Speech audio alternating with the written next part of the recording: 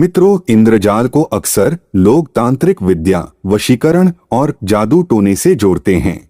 इंद्रजाल एक तरह से हमारे आंखों का भ्रम ही है, जिसे हमारा दिमाग पकड़ नहीं पाता है और फिर हम इसके असर में आ जाते हैं।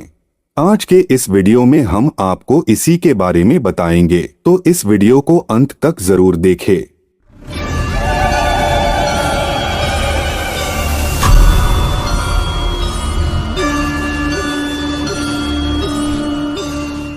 मित्रों, इंद्रजाल एक प्राचीन विद्या है जो कि भारत से ही शुरू हुई और अब पश्चिमी देशों में भी लोकप्रिय हो गई है।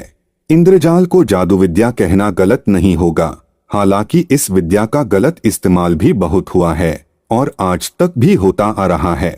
यह विद्या बहुत ही भ्रांति युक्त विद्या है।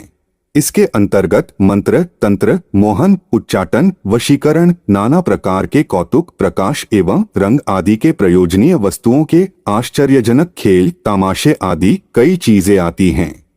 परंतु यह काला जादू के लिए ही सबसे ज्यादा प्रचलन में है।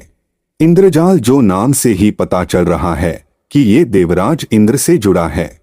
इंद्र को छल, कपट या चकमा देने वाला माना जाता है, इसलिए इस विद्या का नाम इंद्रजाल पड़ा। कहा जाता है कि यह विद्या रावण, मेघनाद व अन्य राक्षस इस विद्या के ज्ञाता थे।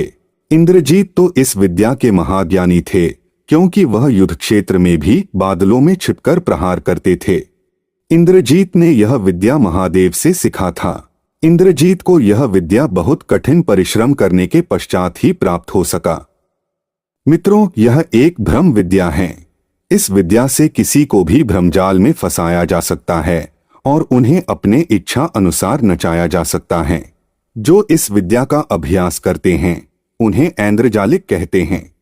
आजकल इसे जादू का खेल कहते हैं। आप सभी ने तो सर्कस में करतब दिखाने वाले, सड़क पर जादू के तमाशे दिखाने वाले आदि व्यक्ति को जरूर देखे होंगे, या फिर आप ऐसे जादूगर को जरूर देखे होंगे जो गर्म लोहे को अपने मुंह में रख लेते हैं, गर्म जंजीर से अपने शरीर पर मारते हैं, जीवित मनुष्य को दो टुकड़े में बांट देते हैं। ऐसे बहुत सारे अद्भुत दृश्य को दिखाते हैं जो वास्तव में किसी चमत्कार से कम नहीं लगता है। ये सभी इन्हीं विद्याओं का प्रयोग करते हैं। यह विद्या ऐसा है जिससे देखने वाले व्यक्ति भ्रम में आ जाता है। उस व्यक्ति को वही दिखाई देता है जो ऐन्द्रजालिक चाहते हैं।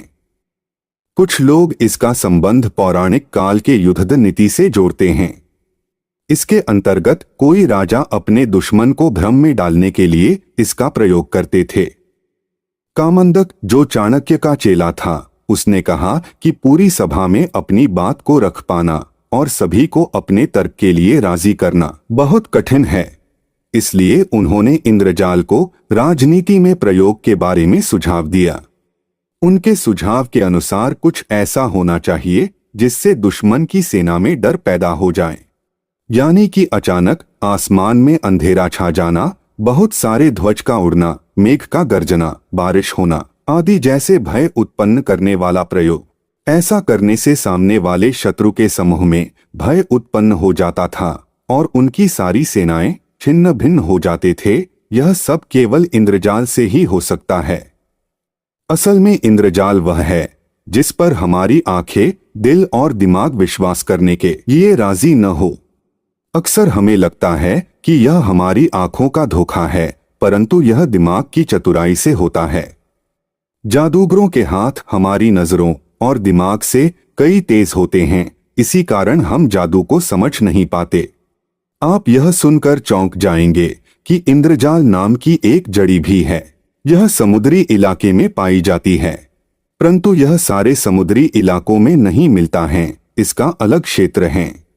माना जाता है कि यदि इसे साफ कपड़े में लपेटकर पूजा घर या मंदिर में रखे तो अनेक प्रकार के लाभ होते हैं। इस जड़ी के बारे में यह भी कहा जाता है कि यह किसी भी टोने टोटके को बेअसर कर सकती है। इंद्रजाल की महिमा डामर तंत्र, विश्वसार, रावण संहिता आदि ग्रंथों में बताई गई है।